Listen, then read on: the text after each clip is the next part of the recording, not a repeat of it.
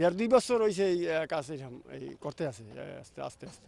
ওই করলে যে ব্রিজটা আছে ওটা খুব জাম পড়ে, এই কারণে এই ব্রিজটা জরুরি দরকার। আমরা চাই কাজটা দ্রুত হোক, আমরা যারা সাধারণ পাবলিকের চলাচলতে ভালো হইবে সেজন্য সরকার পোল্ট্রি খাওয়ানোর কারণেই তো মনে করেন এইটা কাজটা পড়ে রয়েছে। আমরা তো মনে করছি গাছে বন্ধ হইয়া, এখন তো আবার দেয় এবার আইছে দেয় একটু টাকটুক করতে আছে এখন। আমাদের এই ব্রিজটা তো খুবই ঝুঁকিপূর্ণ অবস্থায় রয়েছে। আমাদের যদি বাইপাসের ব্রিজটা যদি খুব তাড়াতাড়ি হয় তাহলে আমাদের ব্যবসা প্রতিষ্ঠান বা আদার্স আমাদের অনেক সুযোগ সুবিধা হইবে আর কি। হাই স্কুলে মাটির ট্র্যাক রাখতে হয়, ওখানে আবার ক্যারিং করতে হয়, ক্যারিংয়ে অনেক বেশি কস্টিং পড়ে যায়। তাতে গ্রাহক অনেক সুবিধা হবে, এখানে বৃষ্টি হলে প্লাস আমাদের অনেক সুবিধা হবে।